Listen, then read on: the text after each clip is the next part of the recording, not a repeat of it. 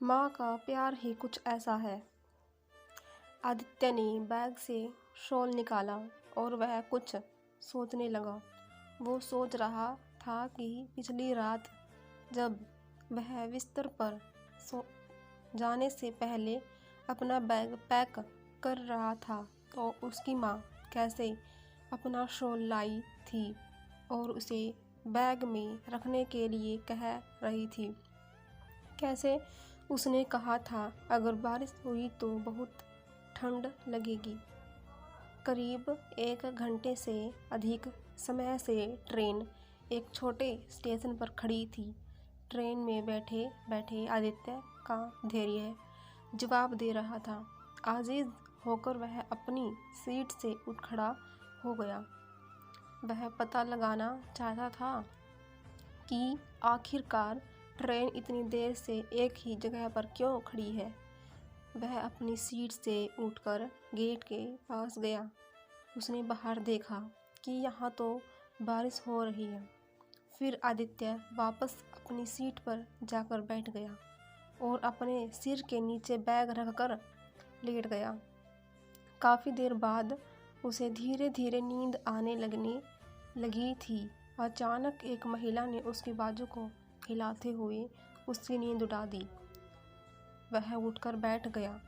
इसी बीच उसकी नज़र एक अधेड़े उम्र की महिला पर पड़ गई। वो मैल कुचले और गंदे कपड़े पहने हुई थी। अपने हाथ में अपना हैंडबैग पकड़ी हुई थी। ट्रेन स्टेशन से बाहर निकल चुकी थी और अपनी रफ्तार पकड़ चुकी थी। नींद में आदित्य को इस बात की तनिक भनक भी नहीं लगी कि कब उसका हैंडबैग उसके सिर के नीचे से फिसलकर नीचे फर्श पर गिर गया था।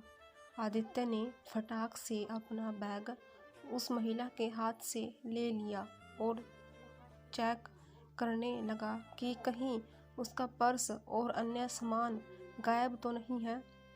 जो ही उसने अपना बैग खोला तो अंदर अपनी माँ का शॉल देखकर आश्चर्यचकित रह गया। बैग में सारे सामान व्यवस्थित तरीके से रखे हुए थे।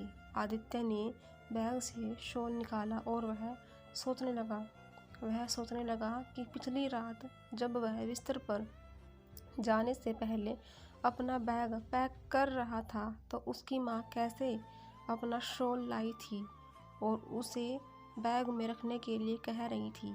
कैसे उसने कहा था अगर बारिश हुई तो बहुत ठंड लगेगी। उसे अच्छी तरह मालूम है कि कैसे वो माँ पर नाराज़ हुआ था और गुस्से में शॉल को बैग से बाहर निकाल कर रख दिया था, मगर यह शॉल अभी भी उसके साथ था। वह मन ही मन सोचने लगा, शायद माँ ने मेरे सो जाने के बाद इसे वापस रख दिया होगा। कुछ वक्त बाद जब आदित्य पानी लेने उठा तो उसने देखा कि उसका शरीर तो बुखार से गर्म हो रखा है। खुद को असहाय महसूस करते हुए उसने तुरंत अपनी माँ को कॉल किया और बोला, माँ, कल रात तुम मुझे कुछ मेडिसिन का पैकेट देना चाह रही थी। इससे पहले कि आदित्य अपनी बात पूरी कर पाता उधर से उसकी माँ बोल पड़ी, बेटा, तुम्हारे सिर में दर्द है क्या? आदित्य कतई जाहिर नहीं करना चाहता था कि उसके बुखार के बारे में जानकारी उसकी माँ बेवजह परेशान हो, इसलिए उसने कह दिया, हाँ माँ। उसकी माँ बोली, मैंने तुम्हारे हैंडबैग की सामने वाली जेब में दवा का पैकेट रखा है, तुम उसमें से निकाल कर सिर दर्द की गोली ले लो। और हाँ, मैंने पैकेट में बुखार की दवा भी रख दी है, शायद कुछ खा लो। सुनो, मैंने तुम्हारे बैग में एक सैंडविच पैकेट भी रख दिया है। आदित्य कुछ घंटे बाद सोकर उठा तो पहले से काफ़ी बेहतर महसूस कर रहा था। जैसे ही वह अपने पैर फैलाने के लिए उठा तो उसकी नज़र गलियारे के पास बैठी एक महिला पर पड़ी।